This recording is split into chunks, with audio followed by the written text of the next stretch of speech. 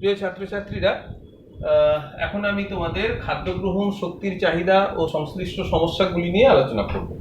তো প্রথমে আমি যে বিষয়টি নিয়ে আলোচনা করব এখানে, সেটা হলো সুষম খাদ্য, ব্যালেন্সড ডায়েট। সুষম খাদ্য হচ্ছে এমন খাদ্য যেখানে আমাদের পুষ্টির জন্য, বৃদ্ধির জন্য, রোগ প্রতিরোধের জন্য, ক্ষয় পূরণের জন্য খাদ্যের 6টি উপাদান কি কি? কার্বোহাইড্রেট, প্রোটিন, ফ্যাট, ভিটামিন, খনিজ লবণ, জল। এই 6টি উপাদান নির্দিষ্ট অনুপাতে আমাদের শরীরে প্রয়োজন হয়। তাহলে যে খাদ্যের মধ্যে এই 6টি উপাদান, কার্বোহাইড্রেট, প্রোটিন, ফ্যাট, ভিটামিন, খনিজ লবণ, জল, এই 6টি খাদ্যের 6টি উপাদান শরীরের বৃদ্ধি, পুষ্টি, ক্ষয়পূরণ, রোগ প্রতিরোধের জন্য নির্দিষ্ট অনুপাতে উপস্থিত থাকে, সেই খাদ্যকে বলা হয় সুষম খাদ্য। কিন্তু সত্যি কথা বলতে কি, এইরকম খাদ্য, একটা খাদ্য বলো, একটাই খাদ্য যেটা প্রকৃতিতে আছে আর আমরা সুষম খাদ্য আমরা পাই, এমন কিন্তু নেই। একটি ছাড়া, সেটি হলো শিশুর কাছে তার মায়ের দুধ একমাত্র সুষম খাদ্য। কারণ শিশু তো অন্য কোনো খাবার খায় না, কেবল মায়ের দুধ খায়। তাহলে সেটাই হলো তার সুষম খাদ্য। মানুষের, মানে আমাদের ক্ষেত্রে আমাদের মায়ের দুধ তার সুষম খাদ্য মানুষের ক্ষেত্রে। তেমনি বাছুরের ক্ষেত্রে গরু, তার মা গাভী, তার দুধ হলো সুষম খাদ্য। একটি কুকুর ছানার ক্ষেত্রে তার মা, যে কুকুর, সে হলো, তার দুধ হলো সুষম খাদ্য। অর্থাৎ একটি শিশু প্রাণীর কাছে তার মায়ের দুধ হলো তার সুষম খাদ্য। এছাড়া কিন্তু আর কোনো সুষম খাদ্য নেই, প্রকৃতিতে নেই। তাহলে আমরা সুষম খাদ্য পাই কিভাবে? আমাদের শরীরের কাজে লাগে না, আমরা আলাদা আলাদাভাবে কার্বোহাইড্রেট, প্রোটিন, ফ্যাট, ভিটামিন, খনিজ লবণ, জল এইগুলো প্রকৃতি থেকে আহরণ করি, এবং আমাদের নির্দিষ্ট অনুপাতে যদি আমরা এগুলো খেয়ে থাকি প্রতিদিন, তাহলে সুষম খাদ্যের চাহিদা আমাদের শরীরে মিটে যায়।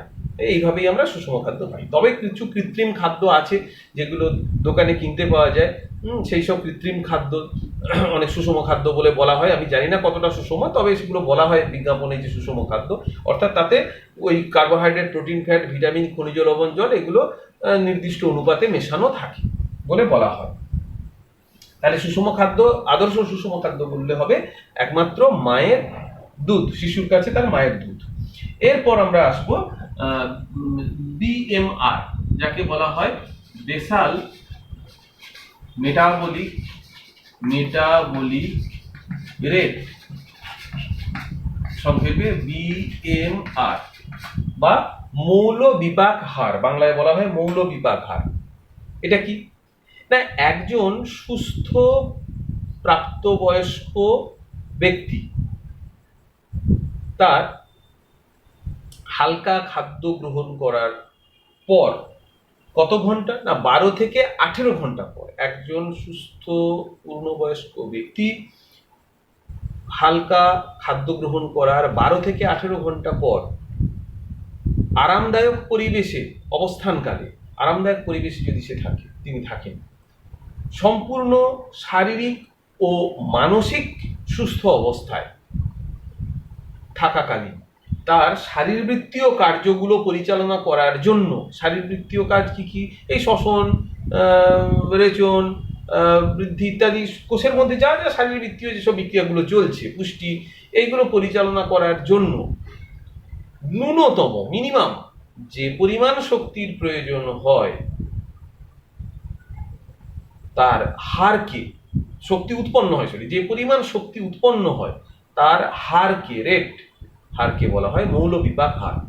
এটাকে, এই হার শব্দটা ব্যবহার না করে আমরা বলতে পারি একজন সুস্থ পূর্ণবয়স্ক ব্যক্তি হালকা খাদ্য গ্রহণের 12 থেকে 18 ঘন্টা পর সম্পূর্ণ আরামদায়ক পরিবেশে অবস্থানকালে তার শারীরিক ও মানসিক বিশ্রামরত অবস্থায় তার শারীরবৃত্তীয় কার্যাবলী পরিচালনা করার জন্য ন্যূনতম যে পরিমাণ তার শক্তি উৎপন্ন হয়, তা প্রতি বর্গমিটার দেহতলে প্রতি ঘন্টায় যে পরিমাণ শক্তি উৎপন্ন হয় তাকেই বলা হয় মৌল বিপাক হার। তাহলে হার শব্দটা না বলে প্রতি বর্গমিটার দেহতলে প্রতি ঘন্টায়, এটা আমরা ব্যবহার করতে পারি। তাহলে আমরা একদম দেখে নিই, একজন পুরুষ ব্যক্তির ক্ষেত্রে মৌল বিপাক হার কত না, 40 কিলো ক্যালোরি, শক্তির একক ক্যালোরি, এখানে কিলো ক্যালোরি হবে, মিটার স্কয়ার প্রতি বর্গমিটার দেহতল বা মিটার স্কয়ার প্রতি ঘন্টা আবার বারবার। স্ত্রীলোকের ক্ষেত্রে হবে সাধারণত গড়ে 37 কিলো ক্যালোরি প্রতি প্রতি মিটার স্কয়ার বা প্রতি বর্গমিটার প্রতি ঘন্টা। এই হলো একক। আর সারাদিনে 24 ঘন্টায় কতটা শক্তির প্রয়োজন হয় একজন পুরুষ বা স্ত্রী? গড়ে বলছি 1728 কিলো ক্যালোরি গড়ে। এটা হচ্ছে দৈনিক 24 ঘন্টায় এত কিলো ক্যালোরি শক্তির প্রয়োজন হয় মৌল বিপাকের জন্য প্রয়োজন। এরপরে আমরা জেনে নেব যে প্রাত্যহিক শক্তির চাহিদা কত, দৈনিক কত শক্তি লাগে, এটা মৌল বিপাক।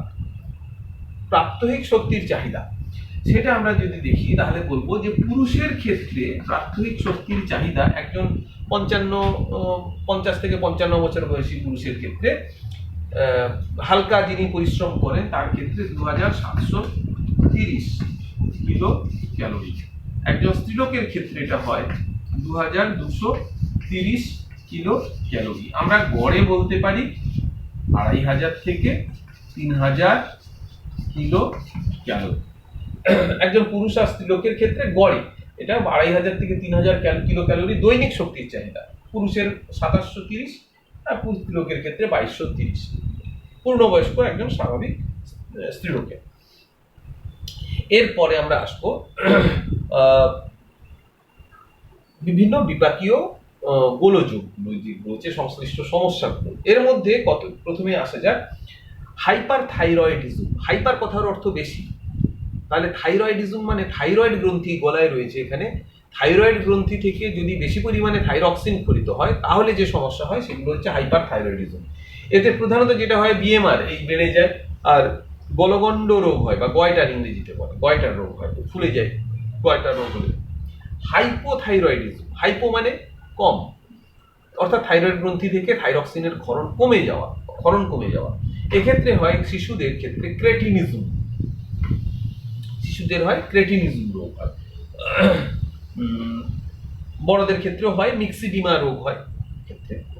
আর ডায়াবেটিস মেলিটাস, যেটাকে আমরা চলতি কথায় বলি ব্লাড সুগার, এটা হচ্ছে যে মানুষের রক্তে স্বাভাবিক শর্করার পরিমাণ হচ্ছে প্রতি 100 ml 100 মিলিলিটার রক্তে 80 থেকে 120 মিলিগ্রাম। খালি পেটে যেটাকে বলা হয় ফাস্টিং করলে 80 মিলিগ্রাম প্রতি 100 ml, আর খাওয়ার 2 ঘন্টা পরে করলে এটাকে বলে পিপি বা পোস্টপ্র্যান্ডিয়াল পিপি, এটা হচ্ছে 120। তাহলে এইটা হচ্ছে স্বাভাবিক পরিমাণ প্রতি মানুষের রক্তে শর্করার পরিমাণ। এর থেকে যদি বেড়ে যায় তখন আমরা বলি ব্লাড সুগার বা ডায়াবেটিস মেলিটাস হয়েছে। ডায়াবেটিস মেলিটাস অবশ্য দু রকমের হয়। ইনসুলিন, যেটা আমাদের অগ্নাশয় যে গ্রন্থি রয়েছে সেখান থেকে ইনসুলিন হরমোন ক্ষরিত হয়, তার অভাব যদি হয় তাহলে যে ডায়াবেটিস হয় তাকে বলে টাইপ 1 ডায়াবেটিস। আর যদি জিনঘটিত কারণে হয় যে ইনসুলিনের উপর নির্ভর করে না, সেগুলো হচ্ছে টাইপ 2 ডায়াবেটিস, ওটা বংশগত টাইপ 2টা হয়। আচ্ছা, এরপরে আমরা আসবো ওবেসিটি বা স্থূলতা। স্বাভাবিক মানুষের ওজন যদি বেড়ে যায় তাকে আমরা বলি স্থূলতা, মানে মোটা হয়ে যাওয়া। এটা ত্বকের নিচে চর্বি বেশি জমলে স্থূলতা আসে এবং তখন মোটা হয়ে যায়। তার থেকে নানা রোগ হয়, যেমন হৃদরোগ হয়, সেরিব্রাল স্ট্রোক হয়, উচ্চ রক্তচাপ হয়, শ্বাসকষ্ট হয়, এইরকম নানা রকমের রোগ সৃষ্টি হয় ওবেসিটি থেকে বা স্থূলতা থেকে। এরপরে আমরা আসবো উচ্চ রক্তচাপ বা হাই ব্লাড প্রেশার। আমাদের স্বাভাবিক রক্তচাপ কত না? স্বাভাবিক রক্তচাপ হলো 120/80 বলা হয়, 120/80 মিলিমিটার পারদ চাপের সঙ্গে সমান। এটাকে বলা হয় সিস্টোলিক প্রেশার। হৃৎপিণ্ড যখন সংকুচিত হয় তখন ধমনীতে যে চাপ সৃষ্টি হয় সেটাকে বলে সিস্টোলিক প্রেশার বা সংকোচী চাপ। আর হৃৎপিণ্ড যখন প্রসারিত হয় তখন ধমনীতে যে চাপ সৃষ্টি হয় সেটা হলো ডায়াস্টোলিক প্রেশার বা প্রসারী চাপ। তাহলে এই দুটো আমরা প্রেশার মাপার যে যন্ত্র যাকে বলে স্ফিগমোম্যানোমিটার, এই যন্ত্রের সাহায্যে মাপা যায়, স্ফিগমোম্যানোমিটার যন্ত্রের সাহায্যে। তো এইটা হচ্ছে স্বাভাবিক চাপ 120/80। যদি এর থেকে বেশি হয় তখন তাকে বলা হয় উচ্চ রক্তচাপ বা হাই ব্লাড প্রেশার। এটা বিপাকীয় ত্রুটির জন্য ঘটে উচ্চ রক্তচাপ। বেশি মোটা হলে বা স্থূলতা যদি হয় তাহলে উচ্চ রক্তচাপ হয়, এছাড়াও নানা কারণেও হয়। উচ্চ রক্তচাপ। এবার অ্যাথেরোস্ক্লেরোসিস। অ্যাথেরোস্ক্লেরোসিস হচ্ছে যে ধমনীর, এই যে ধরো ধমনী, এই ধমনীর ভেতর দিয়ে তো রক্ত প্রবাহিত হয়। এবার যদি ধমনীর ভেতরে চর্বি জমতে থাকে, ফ্যাট যদি জমে যেতে থাকে, তাহলে এই যে গহ্বর সেটা সংকুচিত হয়, ফলে রক্ত প্রবাহে বাধা সৃষ্টি হয়। এই যে রক্তবাহের ধমনীর ভেতরের গায়ে ফ্যাট জমে গিয়ে গহ্বর সংকুচিত হয়ে যাওয়া, একেই বলা হয় অ্যাথেরোস্ক্লেরোসিস। এটা যদি হৃৎপিণ্ডের ধমনীতে এইরকম ঘটলে তখন হৃৎপিণ্ডে রক্ত হার্ট অ্যাটাক হয় এর থেকে। আবার ব্রেনের মধ্যে যদি ধমনীর মধ্যে এইরকম ঘটনা ঘটে, এই অ্যাথেরোস্ক্লেরোসিস, তাহলে তার থেকে সেরিব্রাল স্ট্রোক, ব্রেনে স্ট্রোক হয়, সেরিব্রাল স্ট্রোক হওয়ার সম্ভাবনা থাকে। তাহলে অ্যাথেরোস্ক্লেরোসিস খুব মারাত্মক একটি, এটাও বিপাকীয় ত্রুটির কারণে ঘটে। লিভার সিরোসিস বা সিরোসিস অফ লিভার, এটা হলো যকৃতের এক ধরনের বিপাকীয় ত্রুটির রোগ। এতে যকৃতের কোষগুলো নষ্ট হয়ে যায় এবং শক্ত হয়ে যায়, নষ্ট হয়ে, এর থেকে লিভার ক্যান্সার হয়। আর্থ্রাইটিস হচ্ছে, এটাও একটা বিপাকীয় ত্রুটিজনিত রোগ। এতে গাঁটে, হাঁটু, গোড়ালি, কনুই, কবজি, এগুলো সব প্রচন্ড যন্ত্রণা হয়, প্রদাহ বা যন্ত্রণা সৃষ্টি হয় এবং ফুলে যায়। এগুলো হচ্ছে এক ধরনের বিপাকজনিত ত্রুটি, আর্থ্রাইটিস। এছাড়া ফিনাইল কিটোনিউরিয়া, এই রোগে, এটাও একটা বিপাকজনিত রোগ। এক্ষেত্রে ফিনাইল অ্যালানিন নামক যে অ্যামাইনো অ্যাসিড, এর বিপাক সম্ভব হয় না। ফিনাইল অ্যালানিন অ্যামাইনো অ্যাসিডের বিপাক ত্রুটি হলে তখন ফিনাইল কিটোনিউরিয়া রোগ হয়। অ্যালকাপ্টোনিউরিয়া আরেকটি বিপাকজনিত ত্রুটি ঘটিত রোগ। এটা হোমোজেন্টিসিক অ্যাসিডের বিপাক যদি ত্রুটিপূর্ণ হয় বা না হয়, তাহলে শরীরের নানা অঙ্গে এই হোমোজেন্টিসিক অ্যাসিড জমে গিয়ে অ্যালকাপ্টোনিউরিয়া রোগ হয়। এগুলো সবই বিপাকজনিত ত্রুটি। তাহলে আমরা অনেকগুলো বিপাকজনিত ত্রুটির নাম জানলাম, এগুলো তোমরা ভালো করে পড়বে। আর এখন যে প্রশ্নগুলো দেবো সেই প্রশ্নগুলো তোমরা খাতায় লিখে ফেলবে। লেখো প্রশ্ন, সুষম খাদ্য কি?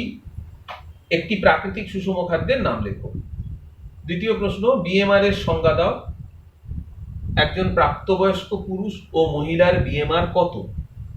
3 নম্বর, একজন প্রাপ্তবয়স্ক ব্যক্তির মৌল বিপাকের জন্য দৈনিক কত ক্যালোরি প্রয়োজন? 4 নম্বর, একজন প্রাপ্তবয়স্ক পুরুষ ও স্ত্রীলোকের প্রাত্যহিক শক্তির চাহিদা কত? 5 নম্বর, নিম্নলিখিত রোগগুলির কারণ লেখো। গলগণ্ড, cretinism, type 1 diabetes, atherosclerosis, arthritis, liver cirrhosis, phenyl ketonuria. 6 নম্বর, রক্তে শর্করার স্বাভাবিক পরিমাণ কত? 7 নম্বর, মানুষের স্বাভাবিক রক্তচাপ কত? আশা করি আজকের পড়া বুঝতে পেরেছো এবং প্রশ্নগুলোর উত্তর অবশ্যই লিখে ফেলবে।